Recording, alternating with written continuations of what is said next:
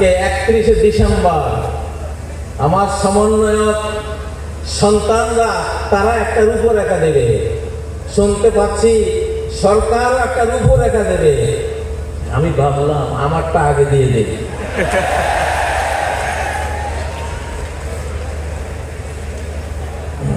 বিপ্লবোত্তর নতুন বাংলাদেশের নতুন সংবিধান।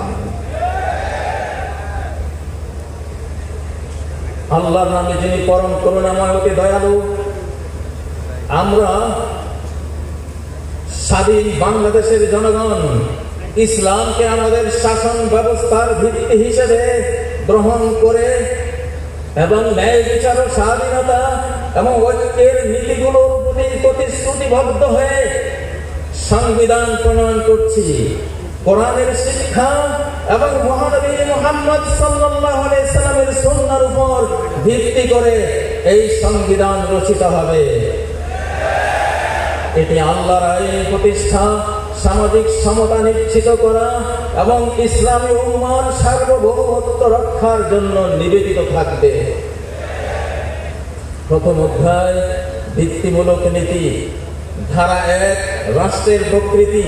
এটি একটি ইসলামী প্রজাতন্ত্রী বাংলাদেশ, একটি শাসন ব্যবস্থা যা আল্লাহর নীতির উপর প্রতিষ্ঠিত, যেখানে সমস্ত আইন ও নীতিমালা শরিয়া থেকে উদ্ভূত এবং ন্যায় বিচার ও সমতার জন্য নিবেদিত থাকবে। ধারা 2 রাষ্ট্রের লক্ষ্য আল্লাহর সার্বভৌমত্ব রক্ষা করা। 2 সকল নাগরিকের মর্যাদা এবং অধিকার নিশ্চিত করা। 3 নৈতিক, সামাজিক এবং অর্থনৈতিক ন্যায় বিচার প্রচার করা। 4 সমস্ত ধরনের নির্যাতন এবং দুর্নীতির বিরুদ্ধে লড়াই করা। 5 বৈশ্বিক ইসলামী সম্প্রদায় অর্থাৎ উম্মাহর মধ্যে ঐক্য প্রতিষ্ঠা করা। ধারা 3 নির্দেশনামূলক নীতি। রাষ্ট্র পরিচালিত হবে আল্লাহ ও তার রাসূলের প্রতি সম্পূর্ণ আনুগত্যের ভিত্তিতে। 2 বিদেশি আধিপত্য থেকে স্বাধীনতা বজায় রাখার উপর। 3 নৈতিক শাসন, জবাবদিহিতা এবং স্বচ্ছতার উপর। 4 শিক্ষা এবং বৈজ্ঞানিক উন্নয়নকে উৎসাহিত করার উপর। আমরা রাজি? কারা কারা রাজি একটু হাত তুলুন। আপনারা কি এই সংবিধানকে ভোট দিচ্ছেন? ডাক্তার ইউনূস সাহেব, জনাব ওয়াকারুজ্জামান সাহেব, দেখে নিন আমাদের জনতা এই সংবিধানকে সমর্থন দিচ্ছে, এই সংবিধানকে ভোট দিচ্ছে। ধারা 4 আমরা একজন সর্বোচ্চ নেতার সুপ্রিম লিডার প্যানেল করব। সেই প্যানেল রাষ্ট্রের সর্বোচ্চ তত্ত্বাবধান করবে। সর্বোচ্চ নেতাদের যেই সুপ্রিম লিডার প্যানেল থাকবে তারা বিশেষজ্ঞ পরিষদের মাধ্যমে নির্বাচিত হবে, যার ভিত্তি হলো ইসলামী আইন শাস্ত্রের জ্ঞান, ধর্মীয় পবিত্রতা এবং নেতৃত্বের দক্ষতা। এটা একটা পরামর্শ, করলে করতে পারেন, নাও করতে পারেন। ধারা 5 বিশেষজ্ঞ পরিষদ সর্বোচ্চ নেতাদেরকে নির্বাচন করবে, পর্যবেক্ষণ এবং প্রয়োজনীয় অপসারণের জন্য দায়িত্বপ্রাপ্ত হবে। 2 পরিষদের সদস্যরা জনগণের দ্বারা নির্বাচিত হবে, তবে তাদের অবশ্যই কঠোর ধর্মীয় এবং নৈতিক মানদণ্ড পূরণ করতে হবে। ধারা 6 ক্ষমতার পৃথকীকরণ। ইসলামী প্রজাতন্ত্র নির্বাহী, আইনসভা এবং বিচার বিভাগের মধ্যে ক্ষমতার পৃথকীকরণ নিশ্চিত করবে, যা সর্বোচ্চ নেতার তত্ত্বাবধানে পরিচালিত হবে। ধারা 7 মৌলিক অধিকার।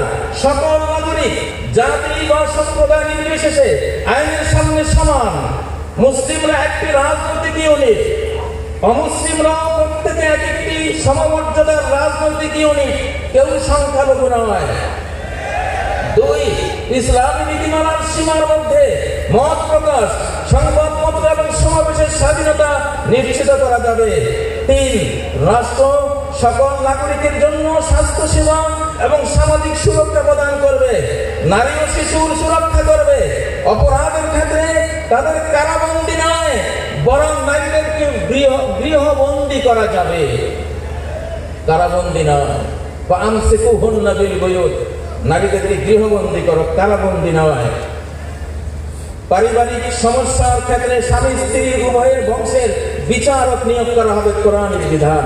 ধারা 8, নাগরিকের দায়িত্ব, নাগরিকদের ইসলামের মূল্যবোধ এবং সংবিধান রক্ষা করতে হবে।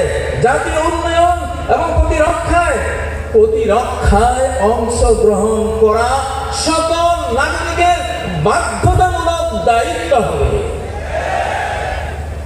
একটু ঠান্ডা হয়ে গেছে, ঠান্ডাটা দীর্ঘস্থায়ী ঠান্ডা ইনশাআল্লাহ। আমি